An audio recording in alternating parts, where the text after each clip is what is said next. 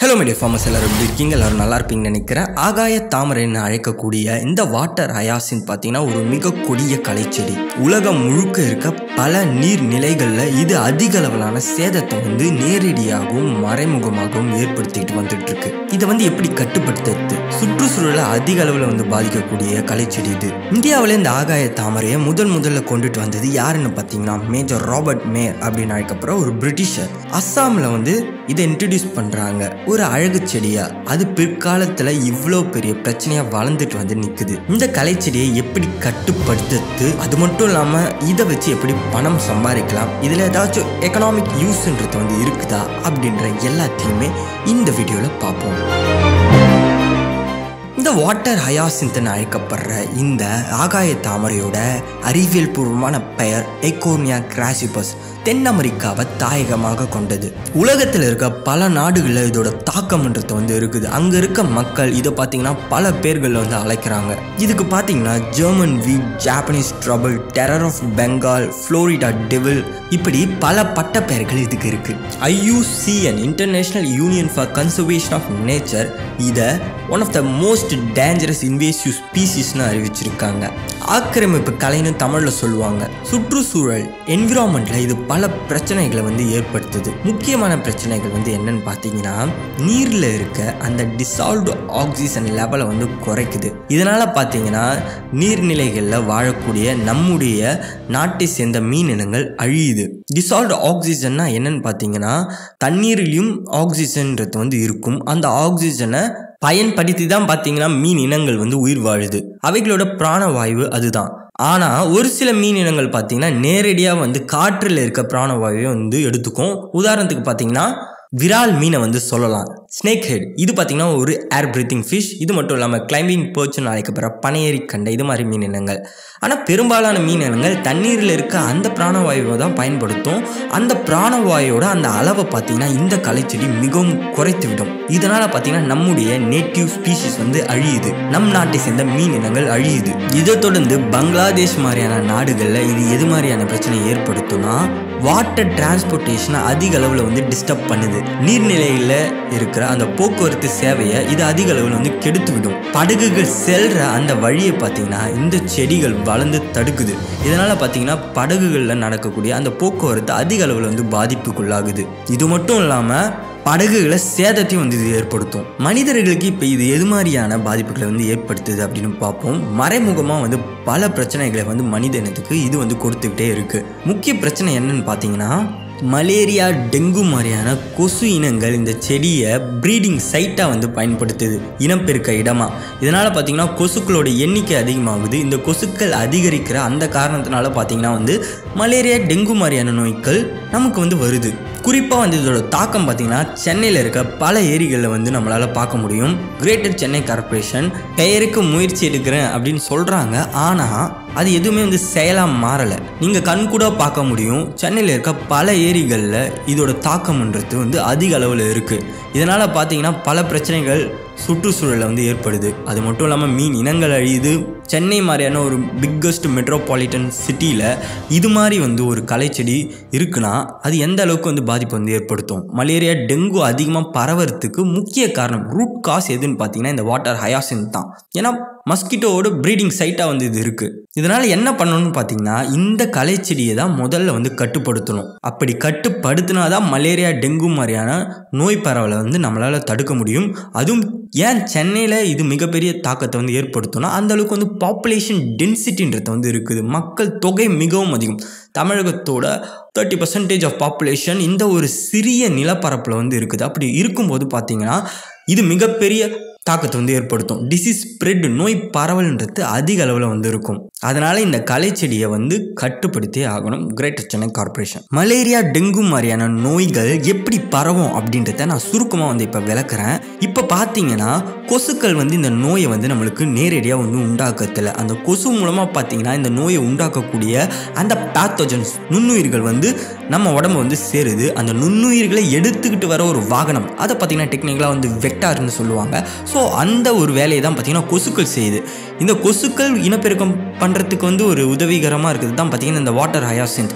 இது மூலமாக வந்து கொசு வளருது. கொசு மூலமாக பார்த்தீங்கன்னா இந்த நோய் கிருமிகள் வந்து மனிதனை வந்து தாக்குது. அப்போ நம்ம முதல்ல வந்து கட்டுப்படுத்தக்கூடியது எதுவாக இருக்குன்னா இந்த வாட்டர் ஹயாசின்த் கலைச்செடியை தான். இதை முதல்ல வந்து கட்டுப்படுத்தணும். இந்த அளவுக்கு வந்து சுற்றுச்சூழலில் சமநிலையை பார்த்தீங்கன்னா இந்த வாட்டர் ஹயாசின்த்ன்ற இந்த கலைச்செடி வந்து கெடுக்குது. இப்படி வேகமாக பரவக்கூடிய இந்த கலைச்செடிகளை இன்வேசிவ் வீடுன்னு சொல்லுவாங்க. இதோட அந்த விதைகள் பார்த்தீங்கன்னா 28 வருடங்கள் வரைக்கும் வயபிளாக இருக்கும், முளைப்பு திறனோட வந்து இருக்கும். இதை நம்ம பார்த்தீங்கன்னா வேறு முறைகளை வந்து பயன்படுத்தி அழிக்கவே வந்து முடியாது. ஹெர்பிசைட்ஸ் வந்து பயன்படுத்தலாம் களைக்கொல்லிகளை, 2,4-D கிளைபோசேட், பேராக்யூட் மாதிரியான களைக்கொல்லிகளை பயன்படுத்தி. ஆனால் இவையும் பார்த்தீங்கன்னா சுற்றுச்சூழலில் ஒரு சில பாதிப்புகளை வந்து ஏற்படுத்தும். அப்படி இருக்கும்போது பார்த்தீங்கன்னா இயற்கை முறையில் தான் வந்து இவைகளை வந்து நம்ம கட்டுக்குள்ளே வந்து வச்சுக்க முடியும். இந்த செடிகளை பொருளாதார கண்ணோட்டத்தில் பார்க்கும்போதும் ஒரு சில பயன்கள்ன்றது இதில் இருக்குது. வெளிநாடுகளில் பார்த்தீங்கன்னா ஒரு சில தொழில் முனைவோர் என்டர்பிரினர்ஸ் இதை பார்த்தீங்கன்னா ஏஸ்தட்டிக் பர்பஸ்க்கு வந்து யூஸ் பண்ணுறாங்க. அழகு சாதன பொருட்களை வந்து உண்டாக்குறதுக்கு இந்தியாவிலையும் ஒரு சில நபர்கள் வந்து இதை பண்ணிட்டு தான் இருக்காங்க. அவர்களோட அந்த கான்டாக்ட் லிங்க்ஸ்ன்றதை வந்து நான் டிஸ்கிரிப்ஷனில் கொடுக்குறேன். நீங்கள் அவங்களை கான்டாக்ட் பண்ணணும்னு நினச்சா கான்டாக்ட் பண்ணலாம். இந்த செடிகளோட தண்டுகளை பார்த்தீங்கன்னா வந்து கூடைகள் செய்து, அது மட்டும் இல்லாமல் வேறு ஒரு சில அலங்கார பொருட்கள் செய்கிறதுக்கும் பயன்படுத்திகிட்டு இருக்காங்க. இதோட இல்லாமல் பார்த்தீங்கன்னா பயோ கேஸை வந்து இதிலேருந்து எடுக்கிறாங்க. கென்யா மாதிரியான நாடுகளில் கம்போஸ்ட் வந்து இதில் ப்ரிப்பேர் பண்ணுறாங்க. ஆனால் கம்போஸ்ட் இதில் ப்ரிப்பேர் பண்ணும் போது, அதாச்சும் உரம் வந்து இதில் தயாரிக்கும் போது இதில் ஒரு பிரச்சனைன்றது வந்து இருக்குது. இந்த செடி நம்மன்றது பார்த்திங்கன்னா ஹெவி மெட்டல்ஸை வந்து அப்சர்வ் பண்ணி வைக்குது அப்படின்னு ரிசர்ச் வந்து சொல்லுது. கேட்மியம் மாதிரியான ஹெவி மெட்டல்ஸ். இப்படி நம்ம கம்போஸ்ட் வந்து இதில் ரெடி பண்ணும் போதும், உரம் வந்து தயாரிக்கும் போதும் அந்த உரத்தை பார்த்திங்கன்னா விவசாயத்தில் பயன்படுத்தணும்னா அது நிறைய பிரச்சனைகளை வந்து உண்டாக்கும். அந்த காரணத்தினால இதில் கம்போஸ்ட் பண்ண வேணாம் அப்படின்னு வந்து பல நபர்களால், பல எக்ஸ்பர்ட்டால் வந்து சொல்லப்படுது. ஆனால் இந்த செடியை பார்த்திங்கன்னா பைட்டோ ரெமிடியேஷனுக்கு வந்து பயன்படுத்தலாம்னு சொல்கிறாங்க. இது பார்த்தீங்கன்னா இது மாதிரி ஹெவி மெட்டல்ஸை வந்து எடுக்குது. அப்போ இந்த ஹெவி மெட்டல்ஸால் பாதிக்கப்பட்ட இடங்களை நம்ம சுத்திகரிக்கிறதுக்கு இந்த செடியை அந்த இடத்துல வந்து வளர்க்கலாம் அப்படின்றாங்க. இதை தொடர்ந்து பார்த்தீங்கன்னா தாய்லாந்து மாதிரியான நாடுகளில் இதை பார்த்தீங்கன்னா காளான்களை வளர்க்கக்கூடிய சப்ஸ்ட்ரேட்டாக வந்து பயன்படுத்துகிறாங்க. நம்முடைய மஷ்ரூம் பிளேலிஸ்ட் வீடியோ வந்து செக் பண்ணி பாருங்கள். காளான்றது எப்படி வளரும்? டீகம்போஸ் ஆகிற பொருட்கள்லேருந்து வந்து வளரும். மக்கி கொண்டு இருக்கும் பொருட்கள்லேருந்து அவைகளுக்கு தேவையான உணவு எடுத்து வளரும். அப்படி இருக்கும்போது இந்த செடியை பார்த்தீங்கன்னா நம்ம சப்ஸ்ட்ரேட்டாக வந்து பயன்படுத்தலாம். இப்போ சிப்பி காளான் வளர்க்குறதுக்கு பார்த்தீங்கன்னா வந்து நெல்லோட அந்த வைக்கோலை பயன்படுத்துவோம். அதேமாரி பார்த்தீங்கன்னா தாய்லாண்டில் வந்து இது இன்னோவேட்டிவாக வந்து யோசித்து என்ன பண்ணுறாங்கன்னா சிப்பி காளானை வளர்க்குறதுக்கு ஒரு சப்ஸ்ட்ரேட்டாக வந்து பயன்படுத்துகிறாங்க. இது மாதிரியும் வந்து இதை எக்கனாமிக்காக பொருளாதார நோக்கத்தோடு நம்ம வந்து பயன்படுத்தலாம். இந்த அளவுக்கு வந்து பொருளாதார பயன்கள், எக்கனாமிக் யூசஸ் இதில் இருந்தாலும் இது வந்து ஒரு கலைச்செடி தான். நம்முடைய முதல் நோக்கம், அப்ஜெக்டிவ்ன்றது இதை வந்து அழிக்கணும், அதுவும் இயற்கை வழியில் வந்து அழிக்கணும். நான் பார்த்தீங்கன்னா பார்த்தீனியம்மை பற்றி சொல்லியிருப்பேன். அதுவும் இது மாதிரியே ஒரு மிக கொடிய கலைச்செடி. அதை வந்து எப்படி அழிக்கிறோம்? இப்போ ஒரு எக்கோசிஸ்டம் நம்ம எடுத்துக்கிறோம் சுற்றுச்சூழலில். அந்த சுற்றுச்சூழலில் சமநிலைன்றது வந்து நிலவிக்கிட்டே இருக்கும்.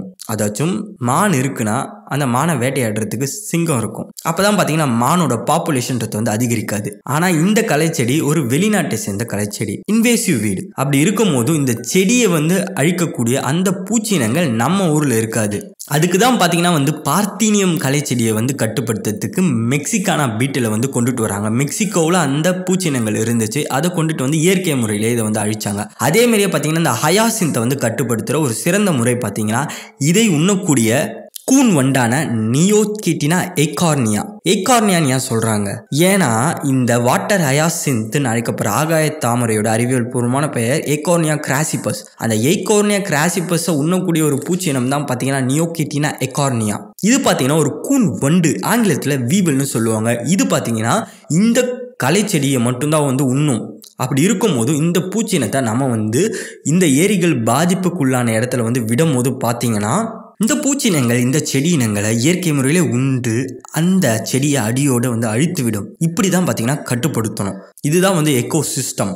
இயற்கை எதிரியை எடுத்துகிட்டு வந்து நம்ம இன்ட்ரடியூஸ் பண்ணும் போதும் இயற்கையே வந்து அதை கட்டுக்குள்ளே வந்து வச்சுக்கும். அந்த பயோடைவர்சிட்டி, எக்காலஜிக்கல் பேலன்ஸ், சுற்றுச்சூழல் சமநிலையை வந்து நம்ம கொண்டுட்டு வரோம். நம்ம என்னதான் கலைக்கொல்லிகளை பயன்படுத்தினாலும் எக்கனாமிக் யூஸை வந்து அப்ளை பண்ணி பொருளாதார நோக்கம்னு சொன்னாலும் அது எதுவுமே வந்து வேலைக்காகாது. எந்த இடத்துலையுமே பார்த்தீங்கன்னா இதை பற்றி வந்து பேச மாட்டுறாங்க. நீங்கள் பார்த்தீங்கன்னா முதல்ல பண்ண வேண்டியது கிரேட்டர் சென்னை கார்பரேஷன் இந்த பூச்சினத்தை இந்த கலையால் பாதிக்கப்பட்ட எல்லா ஏரிகள்லையும் எடுத்துக்கிட்டு வந்து விடணும். அந்த பூச்சியே பார்த்தீங்கன்னா இந்த கலையை வந்து அழிச்சிடும். இந்த பூச்சினத்தை இப்போ எங்கேருந்து வந்து நம்ம பெறது அப்படின்ற சந்தேகம் எல்லாருக்கும் வரும். Directorate of wheat research, ICAR, Indian council of agriculture research கீழே இயங்கிட்டு இருக்க ஒரு நிறுவனம். ஸோ இவர்களோட வேலை என்னன்னு பார்த்தீங்கன்னா இதுமாதிரி கலைக்கொல்லிகளை ஆராய்ச்சிகள் பண்ணுறது மட்டும்தான். மெக்சிகானா பீட்டில் பார்த்தீங்கன்னா பல இடங்களுக்கு வந்து கொண்டுட்டு போய் சேர்க்குறாங்க. அதேமாரியே பார்த்தீங்கன்னா இந்த நியோகெட்டினா எக்கார்னியா அழைக்கப்படுற இந்த கூன்வண்டியும் பார்த்தீங்கன்னா அவர்களிடமிருந்தே நீங்கள் பெற்றுக்கொள்ளலாம் கிரேட்டர் சென்னை கார்பரேஷன். இது வந்து நான் ஆர்கனைசேஷன் கிட்ட சொல்லிட்டு இருக்கேன். பொதுமக்களும் முடிஞ்சால் உங்களால் முடிஞ்ச இப்போ வாலண்டியர்ஸ் நிறைய பேர் வந்து இருப்பாங்க. நீங்கள் வந்து இந்த முறையை வந்து பயன்படுத்துங்க.